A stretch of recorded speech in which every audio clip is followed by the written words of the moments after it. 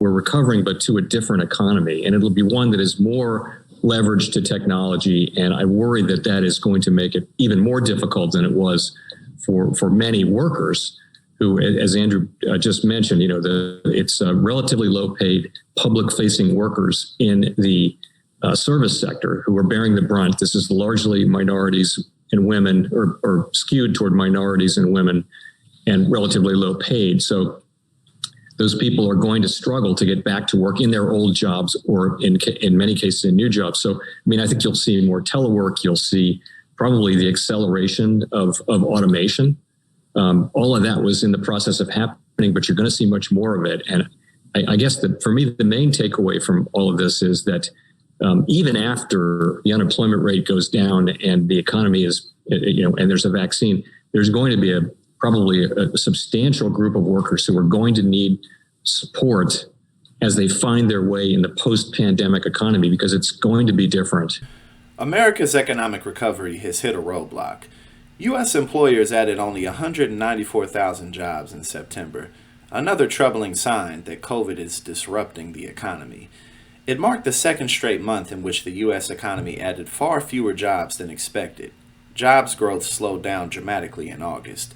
The unemployment rate declined to 4.8% in September, the Bureau of Labor Statistics said today, down from 5.2% in August. Joblessness declined across the board, with the black unemployment rate falling the most of any group to 7.9% from 8.8% in August. Anybody who follows politics and economics knows that the state of the American economy has been in a pretty bad spot for quite some time now. Hey, what's up, everybody? I'm Jackson White, co-founder and chief of content at Politiscope, and thanks for tuning in today to TYT. Now, in addition to the economic realities that we've been facing, such as stagnant wages and other stats that we'll go over momentarily, the workforce is undergoing a workers' revolution like we haven't seen in quite a bit. Why return to jobs that pay absolutely terribly? Why return to jobs that give you no benefits? Why return to jobs that really don't care about you, where the quit and turnover rate is incredibly high because no one enjoys working there, to be treated so badly for so little? Even before the pandemic struck, 70% of Americans were living paycheck to paycheck, with that exact same amount not being able to afford a $400 emergency. With the cost of living continuously rising over the decades, wages have remained stagnant for over 40 years. Right-to-work laws and other corporate influences have shrunk the workforce in union size down from 1 in every 3 people 50 years ago to 1 in every 10 to today. Zoning laws make affordable homes in good areas literally illegal to build, which really just translate into modern-day redlining.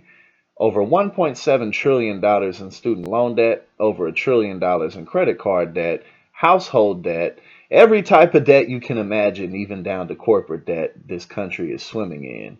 On top of affordable health care, we're living in a society where the gap between the rich and the poor continuously grows bigger.